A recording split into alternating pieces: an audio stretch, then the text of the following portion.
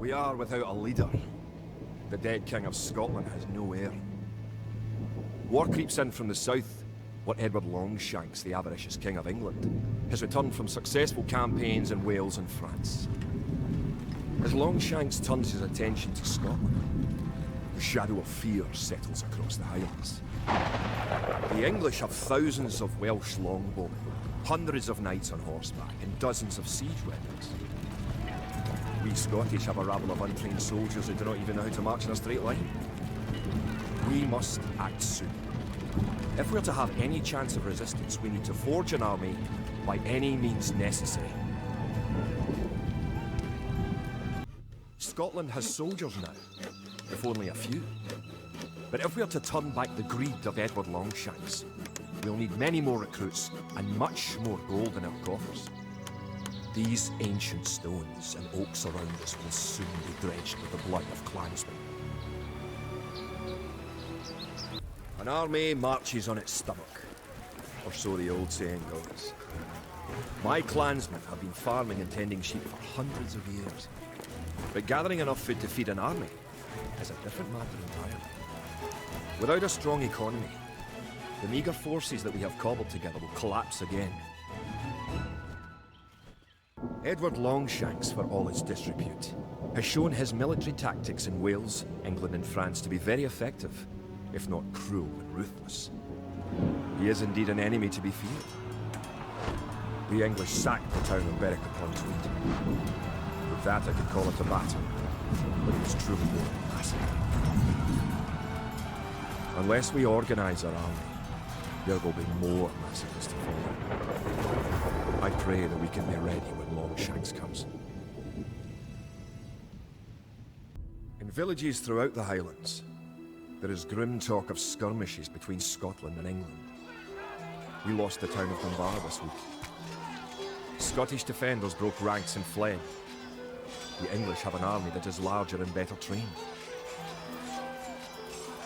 To compete with them, we are going to need new recruits to pick up spear, sword and bow. We must transform these shepherds into soldiers.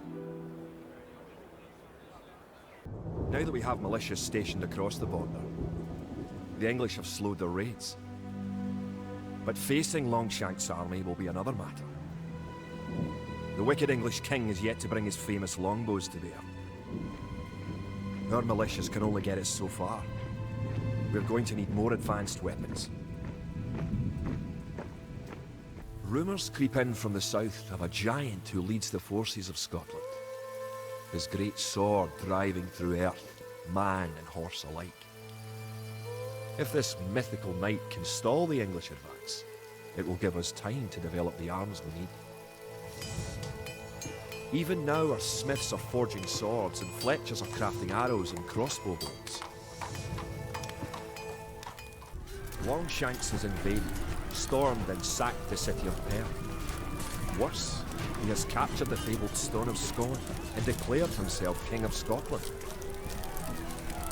We cannot bring about a victory in battle soon. The Scottish armies will be too demoralised to put up any fight at all. If this mythical Scottish giant does exist, I wish that he would bring his forces up to Stirling, where we shall next do battle. The time for minor skirmishes is over. We now prepare for war. The villain Longshanks is poised to cross the River Forth and threaten the town of Stirling with a force of men-at-arms, heavy cavalry, and a multitude of archers. Our newly forged army marches southward to establish our own base and attack the English before they can ready their troops. Stirling was our first great victory. Even as we held the coastline, word arrived that Stirling Bridge had been held by a force of Scots led by the mythical knight of whom so many have spoken. Now we know his name. Sir William Wallace, the bane of the English. Edward Longshanks names Wallace a traitor and a criminal. Sir William replies he cannot be a traitor, for he never swore fealty to an English king. With Wallace leading our armies, the men fight with renewed vigour. Perhaps the tide of our misfortunes is about to turn. Our coffers were depleted at the Battle of Stirling. So we need to strengthen our economy once again before pushing south into lands held by the English. We need to construct a market and establish trade routes to the villages of friendly clans. Local legends speak of 3 sacred relics hidden south of Stirling. Acquiring these artifacts for Wallace's army will be a great boost to Scottish morale. With the 3 relics locked away safely in Scottish churches, men murmur that we are blessed by the heavens. Our army now stands a chance as we prepare for the final clash with the English. Scotland now has archers and knights of our own with which to make Longshanks. We march south to Falkirk, where we will join with the army of William Wallace and plan our combined attack on the English castle.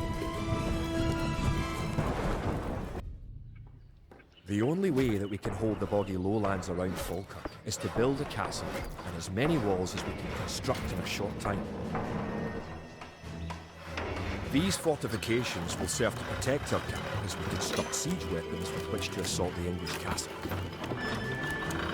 Once the castle is constructed, Wallace himself is sworn to join our forces. Together, we will attack Longshanks and his English troops. It looked certain that we would be defeated at Falkirk. Yet somehow, though outnumbered and outranged by English longbows, we were victorious. The English castle was torn down, and a Scottish one should be built in its place.